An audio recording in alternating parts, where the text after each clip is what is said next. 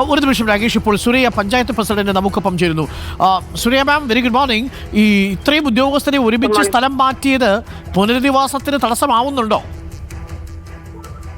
പുനരധിവാസത്തിന് മാത്രമല്ല, മൊത്തം പഞ്ചായത്തിലെ എല്ലാ പ്രവർത്തനങ്ങൾക്കും തടസ്സം തന്നെയാണ്. പുനരധിവാസത്തിന്റെ കുറെ വർക്കുകൾ ബാക്കിയുണ്ട്. അതോടൊപ്പം തന്നെ പഞ്ചായത്തിന്റെ 1.5 മാസമായിട്ട് ഉദ്യോഗസ്ഥന്മാരെല്ലാം വെലങ്ങാടുമായി പ്രവർത്തിക്കുന്ന ഒരവസ്ഥയായിരുന്നല്ലോ. അപ്പൊ പഞ്ചായത്തിലേക്ക് എല്ലാവരും കയറിയിട്ടേ ഉള്ളൂ. അപ്പോഴാണ് സ്ഥലം മാറ്റം വരുന്നത്. സെക്രട്ടറി അടക്കം, സെക്രട്ടറിക്ക് വരെ സ്ഥലം മാറ്റാണ്. ഇതൊരു ജനറൽ സ്ഥലം മാറ്റത്തിന്റെ ഭാഗമായി വന്ന സ്ഥലം മാറ്റമല്ലേ? തന്നെ. പക്ഷേ പകരം പുതിയ ആളുകളെ ഇവരെ വേണമെങ്കിൽ ഒഴിവാക്കാമായിരുന്നു. പക്ഷെ ഇവര് പലരും അഭ്യർത്ഥിച്ചിട്ടുണ്ടാവുമല്ലോ സ്ഥലം മാറി പോവാൻ. ആരെയും പൊതുവായിട്ട് പോസ്റ്റ് ചെയ്തില്ല ഇങ്ങോട്ടേക്ക്. ഈ ആഴ്ച ഇടും, അടുത്ത ആഴ്ച ഇടും പറഞ്ഞിങ്ങനെ. ഇപ്പൊ എത്ര ദിവസമായി കാണും സുരയ്യ?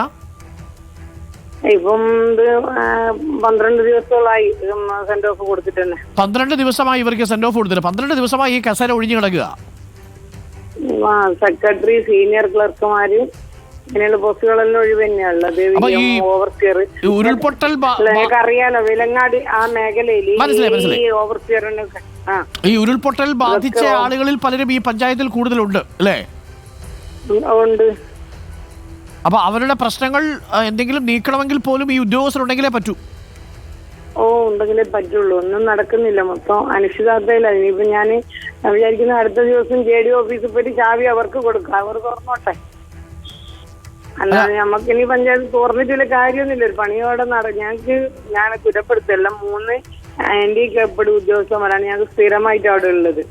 ബാക്കി എല്ലാരും ഇങ്ങനെ റൊട്ടേറ്റ് ചെയ്ത് വരുന്ന.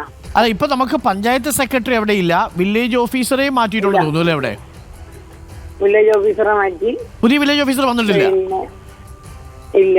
ഹെൽത്തില് അവിടെയൊക്കെ ഇടയ്ക്കിടെ പോയിട്ട് നടത്തേണ്ട ആൾക്കാരാണ് JPHN ഒക്കെ. അവര് JPHNമാര് അതൊന്നും പകരട്ടിട്ടില്ല. അതായത് ഒരു മാസം കൂടി കഴിഞ്ഞിട്ട് മാറ്റിയാൽ മതി. പക്ഷേ ഒരു പ്രശ്നം ജനറൽ ട്രാൻസ്ഫറിന്റെ ഭാഗമാകുമ്പോൾ ഒരുമിച്ചായിരിക്കും മാറ്റുക. പക്ഷെ വളരെ പെട്ടെന്ന് ഉദ്യോഗസ്ഥർ അവിടെ എത്തി ജോയിൻ ചെയ്യണമായിരുന്നു. സാധാരണ രീതിയിൽ പെട്ടെന്ന് ഉദ്യോഗസ്ഥരെ മാറ്റി നിയമിക്കണ്ടേ നമുക്ക്? 7 ദിവസത്തിനുള്ളിലൊക്കെ ഇവരെ അവിടെ ജനറൽ ട്രാൻസ്ഫർ ആണെങ്കിൽ അവർക്ക് ജോയിൻ ചെയ്യാനുള്ളൊരു സമയമുണ്ട്. ആ സമയത്തിനുള്ളിൽ വന്ന് ജോയിൻ ചെയ്യേണ്ടത്. പക്ഷെ 12 ദിവസമായില്ലേ?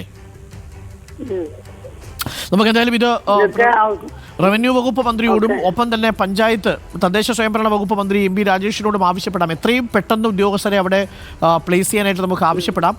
കാരണം ഈ ഉരുൾപൊട്ടലിൻ്റെ ഭാഗമായിട്ട് ഒരുപാട് ബുദ്ധിമുട്ടുകൾ ഉണ്ടാവുന്നുണ്ട് എന്ന് പഞ്ചായത്ത് പ്രസിഡന്റ് പറഞ്ഞത് നമുക്ക് അധികാരികളുടെ ശ്രദ്ധയിൽപ്പെടുത്താം. കേട്ടോ സുരയ്യ മാം?